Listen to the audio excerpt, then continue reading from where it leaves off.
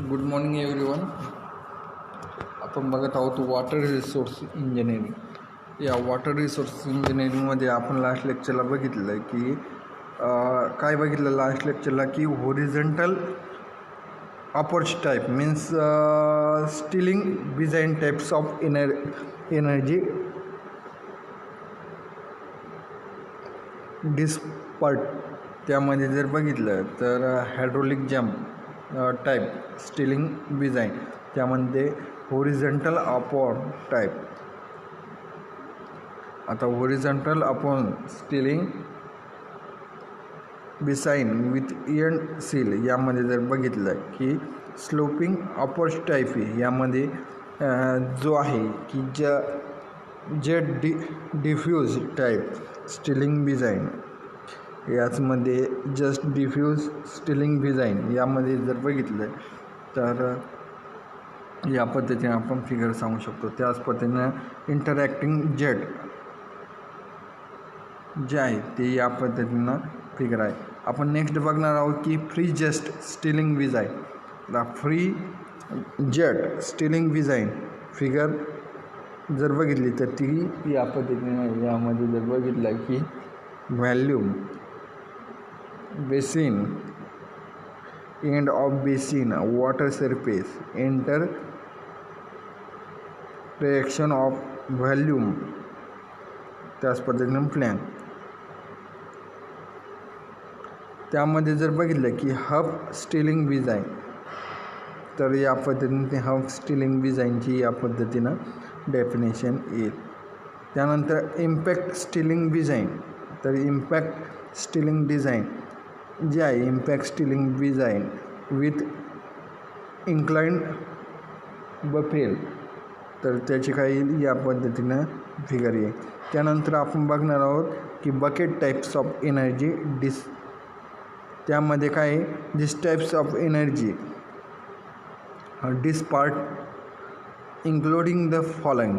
त्यामध्ये काय आहे सॉलिड रोलर बकेट आणि फ्लोटेड रोलर बकेट. यामध्ये काय S K I jump bucket.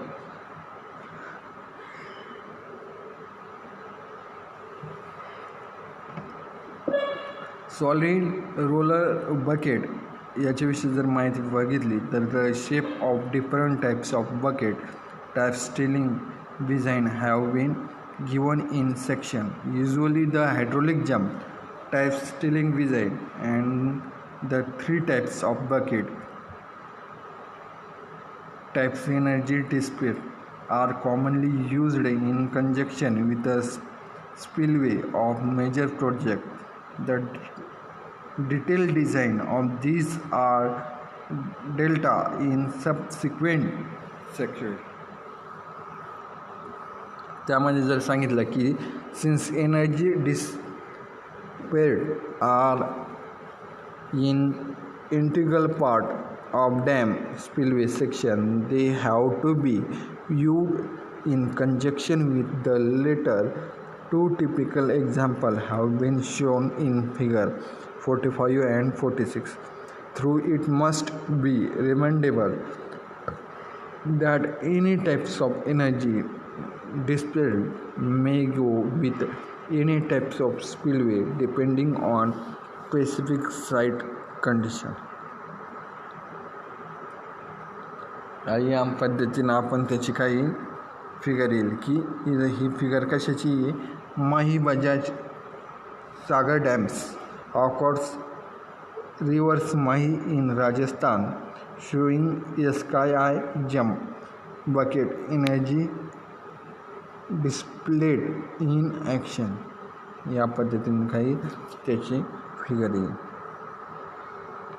आता यामध्ये काय ही फिगर काय दिलेली आहे की सेलेल project on receiver channel showing energy being ski jump bucket types energy display. या पद्धतीने जी धरणं आहे या पद्धतीनं याला फिगर येईल. Image country website of monthly of water resource government of India. आता यानंतर आपण नेक्स्ट बघणार आहोत की design of hydraulic jump, Stilling design, types of energy. त्यामध्ये जर बघितलं की hydraulic jump is the sudden turbulent transition of flow of subscribed this phenomena which is involve a loss of energy is utilized at the bottom of spillway and energy dissipated by providing a floor from the hydraulic jump to take place. The amount of energy dissipated in a jump increase with the rise in round number of the supercritical flow.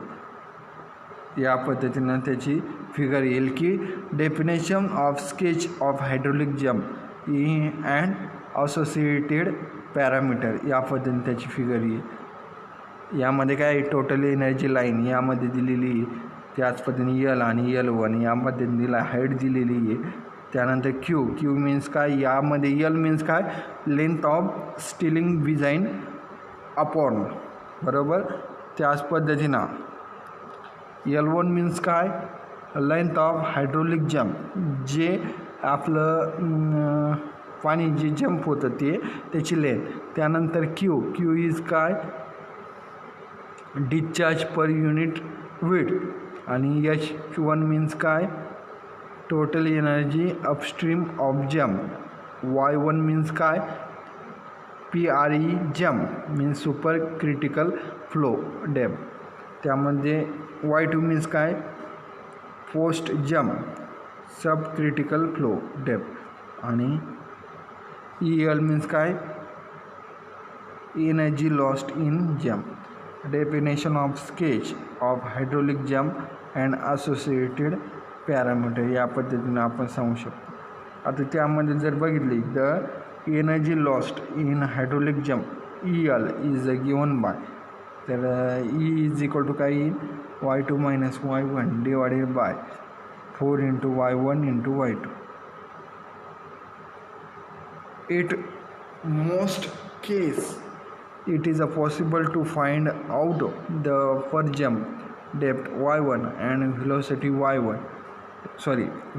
V1 from the given value of discharge per unit width through the spillway. This is done by assuming the total energy is nearly constant right from the spillway enters up to the beginning of the jump formation as shown in figure. V1 may be assumed to equal square root of 3g H1, where H1 is the total energy upstream of the spillway and neglecting friction.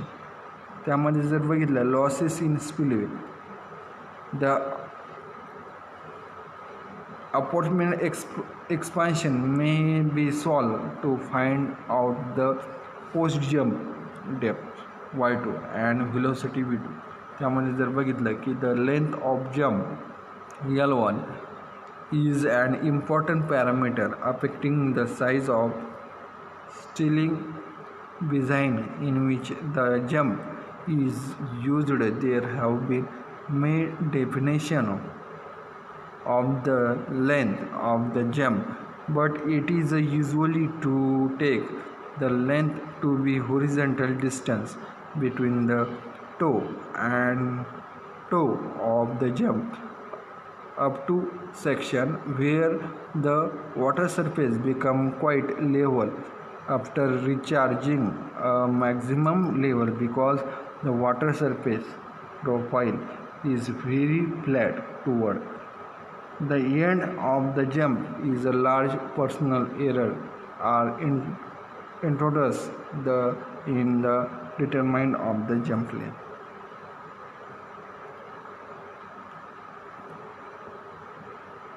या पद्धतीनं आपण त्याच्याविषयी काय करू शकतो, माहिती देऊ शकतो. आता ही जी फिगर आहे बरोबर,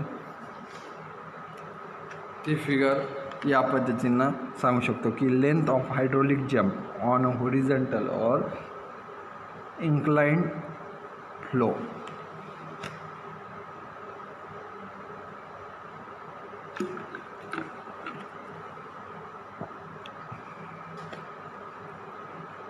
ते जर बघितलं तर ती या पद्धतीने, यामध्ये काय आहे 0 2 4 6 8 10 12 14 16 18, हे आपल्याला काय दिली, length of hydraulic jump on horizontal or inclined floor.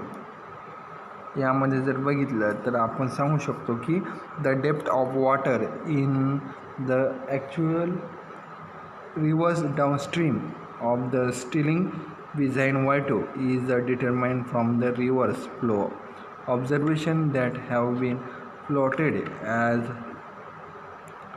a stage discharge curve.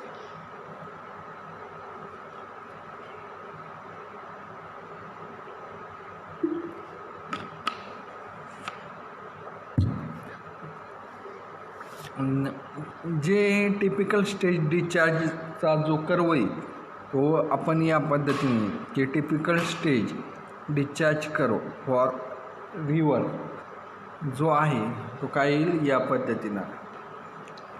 यामध्ये दिला आहे stage divided by water level, यामध्ये मीटर स्क्वेअर पर सेकंड, 100 200 30 300 400 500 आणि 600. हे काय यामध्ये एक्स ॲक्सिसला डिस्चार्ज दिला आहे, वाय ॲक्सिसला स्टेज पर वॉटर लेवल दिला आहे 42 44 46 48 आणि 50. A typical stage discharge curve from a reverse. यामध्ये जर बघितलं की subtracting the Stilling behind upon level from the stage of water level corresponding to the total discharge passing through the spillway give the still water depth Y2, and since the stage discharge curve given indication about the still water of the spillway, it is called the tile water rating curve. त्यामध्ये जर बघितलं की usually the water depth Y2 variance unit discharge as shown in figure. जो discharge जो आहे की water depth Y2 आणि various unit discharge Q ते काय या फिगरमध्ये दिलं आहे. यामध्ये जर बघितलं आहे फिगर एक्स ॲक्सिस आणि वाय ॲक्सिस, यामध्ये काय सांगितलं की discharge per unit width, Q means काय डिस्चार्ज पर युनिट विड्थ, आणि Y2 मीन्स काय की water depth of rivers downstream of stilling behind major above approach level. त्यामध्ये जर बघितलं की Y2ची व्हॅल्यू जर बघितली की water depth corresponding to hydraulic jump, यामध्ये Q आणि Y2 या पद्धतीने काय येईल त्याचा कर्व येईल. ए ही फिगर काय दिलेली आहे, till water rating curve means TRC, आणि बी ही फिगर दिलेली आहे jump rating curve means JRC. बरोबर, या पद्धतीनं ती व्हॅल्यू दिलेली TRC आणि JRC. At the sometimes using the formula relating unit discharge Q with the post jump depth Y2, a similar graph may be obtained as shown in figure. Since this graph indicate about the variation of post jump depth, it is called the jump rating curve means JRC.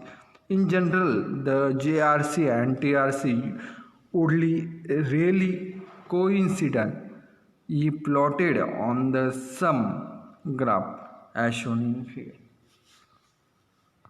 TRC आणि JRC आपल्याला या पद्धतीने दिलाय. काय TRC आणि JRC विषयी काय सांगितलं की इन जनरली द JRC आणि TRC would really coincided if plotted on the graph as shown in figure. JRC आणि TRC चा ग्राफ या पद्धतीने येतोय. या पद्धतीने आपल्याला फिगर दिली y1 आणि y2 या पद्धतीने Q दिलेला आहे. तर at time the TRC may lies completely below the JRC for all discharge, in which case the jump will be located away from the toe of the spillway, resulting in possible erosion of the receiver. TRC आणि JRC याच्याविषयी जर बघितलं की TRC below JRC या पद्धतीनं आपण त्याची figure सांगता येईल की if the TRC is a complete above the jump would be located so closely to the spillway to make the submerge which may not be dissipate the energy complete in figure 53 या पद्धतीने सांगू शकतो की काय सांगितलं यामध्ये की if the TRC is completely above the jump would be located so closely to the spillway to make it submerged which may not be dissipate the energy complete. त्याची फिगर आपण या पद्धतीनं सांगू शकतो की TRC below JRC for all discharge. त्याच पद्धतीने next की if the TRC is a complete above the jump would be located so close to the spillway to make it submerge which may not be dissipate the energy is complete. त्याची figure आपण या पद्धतीने सांगू शकतो की TRC above JRC for all discharge जर दिला तर त्याची फिगर या पद्धतीने. त्यानंतर next it may also be possible in actual situation that TRC may be below the JRC for some discharge above from the rest as shown in figure 54 आणि 55. आता या पद्धतीने दिलं आहे की TRC बिलो TRC काय बिलो JRC पेक्षा TRC below for low discharge and above from high discharge. TRC आणि JRC या पद्धतीने दिलं आहे. त्यानंतर फिगर 55 मध्ये काय दिलं आहे TRC above आणि JRC low discharge and below from high discharge. तर ती फिगर आपण या पद्धतीनं राईट डाऊन करू शकतो. मग in this case to favourable location of jump may not be possible in view of the above situation the following recommendation have been made for satisfactory performance of the hydraulic jump. त्यामध्ये केस number first जे आहे की केस number first काय सांगू शकतो की this is the ideal case in which the horizontal open provided on the rivers bed downstream from the toe of the spillway wood surface. The length of open should be equal to the length of the jump corresponding to the maximum discharge over the spillway. त्याच पद्धतीने figure number 52 केस number second जे आहे की it is apart that the steel water depth is provided by the natural rivers is not sufficiently for the jump to form. This may be overcome by providing a steeling design upward that is dissipates below the average receiver level, or by providing a soil buffer shifting height at the end of the spillway.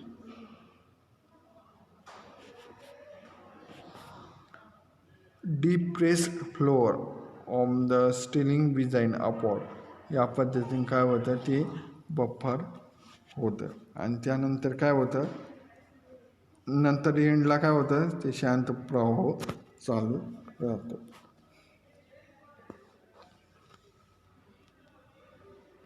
High end seal और buffer at low of Stilling design या पद्धतीनं आपण त्याची figure आपण या पद्धतीने सांगू शकतो.